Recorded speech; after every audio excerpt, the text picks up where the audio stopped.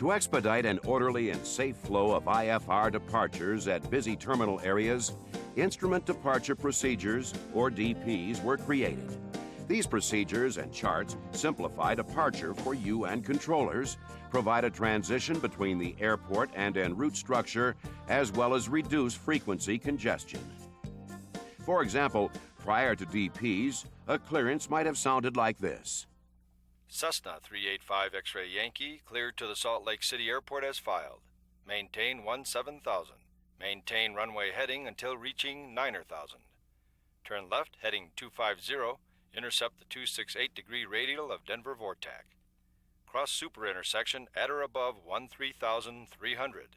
Denver departure will be 123.85, squawk 1425.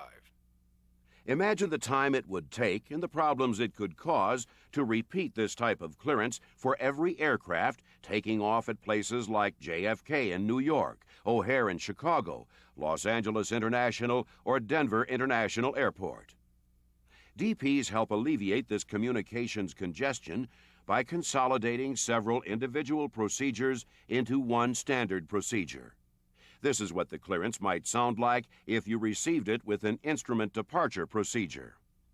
Cessna 385 X-Ray Yankee cleared to the Salt Lake City Airport, Denver 3 departure then as filed. Maintain 17,000, squawk 1425. Notice that Denver 3 departure replaced several procedures in the previous clearance. This not only saves communication time, but it makes it less likely you'll receive a clearance you don't understand. Clearances for instrument departure procedures are issued at the option of ATC. If you don't have the graphic or textual information for the DP with you, you should not accept the clearance. If you don't want to use a DP, you should indicate no DP in the remarks section of your flight plan. All instrument departure procedures provide you with obstacle clearance. DPs can be either textual or graphic. Textual departure procedures exist only for obstacle clearance and normally can be found at the front of the terminal procedures booklet. If ATC does not assign a graphic DP or other instructions, you can use the textual DP for obstacle clearance to depart the airport and, in some cases, to transition to the en route structure. The FAA is converting some complex textual departure procedures into graphic procedures to improve situational awareness. Graphic procedures are published as separate charts and can be filed as part of a flight plan. When a graphic departure procedure is created only for obstacle clearance, it is labeled obstacle and may contain the statement, "If not assigned a departure procedure by ATC, this procedure may be flown to provide obstacle clearance." ATC departure procedures, referred to as SIDs outside the U.S., do not have the obstacle label. These procedures also provide obstacle clearance, but are established primarily to simplify pilot-controller communications, expedite the flow of traffic, and to help with noise abatement. Due to the dynamic nature of instrument procedures and charts, you may see more changes to DPs in the future. Now let's take a look at a few typical DPs and see how they are constructed and what each part means to you. For ease of access, DPs are located immediately following the approach and airport charts for the respective airport. If multiple DPs exist, they are filed alphabetically by the DP name. The index at the beginning of each booklet shows which airports have DPs available. A departure procedure is often named after the last fix for the common portion of the procedure, prior to the departure transitions. In this case, Merrick intersection. This particular procedure is called the Merrick 3 departure. When a significant change in the procedure occurs, the name changes to the next higher number. At the next major revision, this DP will be renamed the Merrick 4 departure. Obstacle graphic or ATC DPs are one of two types, either pilot nav or vector. The most common graphical depiction is the pilot nav DP, where you as the pilot have the primary responsibility for navigation. And the other is the vector DP, where a controller vectors or directs you to fly a certain heading in order to intercept a fix or radial along the flight path. Since this is a pilot nav DP, it is noted near the name of the procedure. The name of this chart is the Merrick 3 departure, which serves Meadows Field at Bakersfield, California. As was mentioned earlier, a DP provides an obstacle-free flight path. This is based, however, on your aircraft climbing at 200 feet per nautical mile after it crosses the end of the runway at least 35 feet above the ground. A slope of 152 feet per nautical mile is assessed for any obstacles. If none penetrate this slope, the 200 foot per mile climb gradient gives you a minimum of 48 feet of obstacle clearance for each mile of flight. When an obstacle, such as rising terrain, penetrates this gradient, obstacle avoidance procedures must be specified in either a textual or graphic format. One of these procedures is to incorporate a climb gradient greater than 200 feet per nautical mile. If you filed and expect to be assigned the Gorman transition,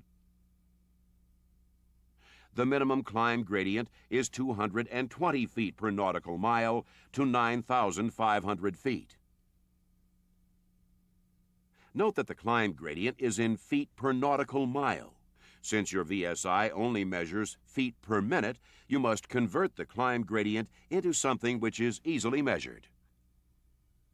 This can be accomplished by referring to the rate of climb table at the beginning of the booklet.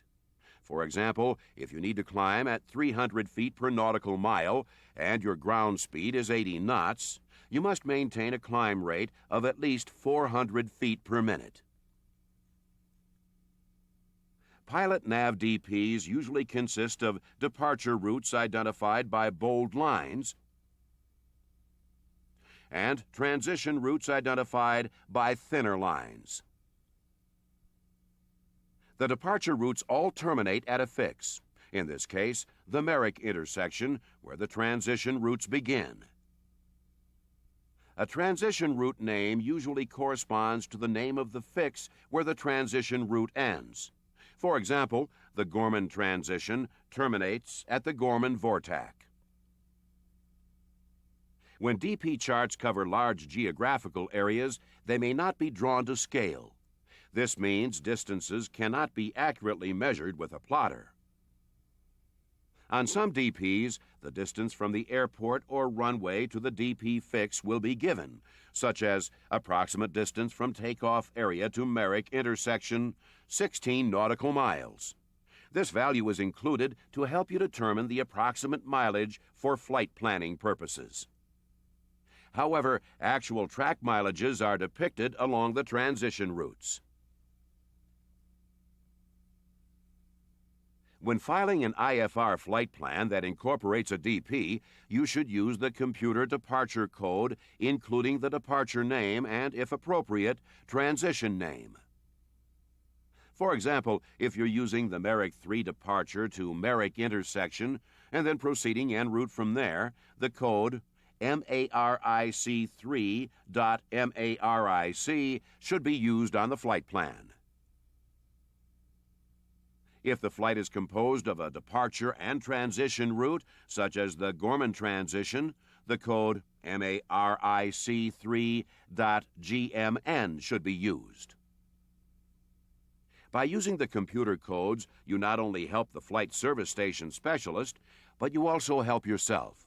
Since the computer codes won't have to be looked up, the specialist spends less time entering the flight plan into the computer. This should enable you to receive your clearance in a minimal amount of time.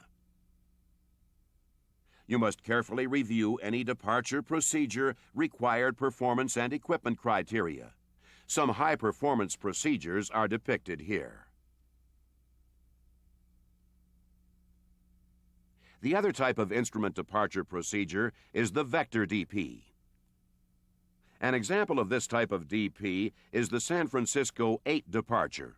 Notice that this DP does not contain any departure or transition routes. Instead, the controller provides vectors to any one of several fixes. When filing a vector DP, a depicted termination fix where the filed or assigned en route structure begins should be in your flight plan. This type of departure can be used by various types of aircraft. Vector DPs require two-way radio communication, and the lost communications procedures detailed in the FARs apply unless lost comm procedures are published for the departure. In the case of the San Francisco 8 departure, if communication is lost, you must comply with the procedure titled Lost Communications. Let's take a brief look at the relationship between a graphic DP and a textual DP. Notice the high initial minimum en route altitudes and flight level in this graphic departure procedure. Now let's look at the associated textual departure procedure.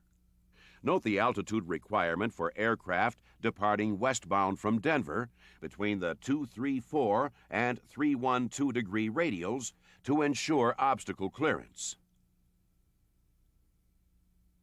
If you're flying this textual DP for your initial departure, you must climb in the Denver VOR holding pattern until at or above 11,500 feet before proceeding westbound. Pilot nav and vector DPs have a number of advantages for IFR departures, including reduced workload for both pilots and controllers. Remember, all DPs make your climb out safer by providing an obstruction-clear flight path when you depart the airport. In the case of pilot nav DPs, vector DPs, and some textual DPs, this extends to your transition to the en route structure.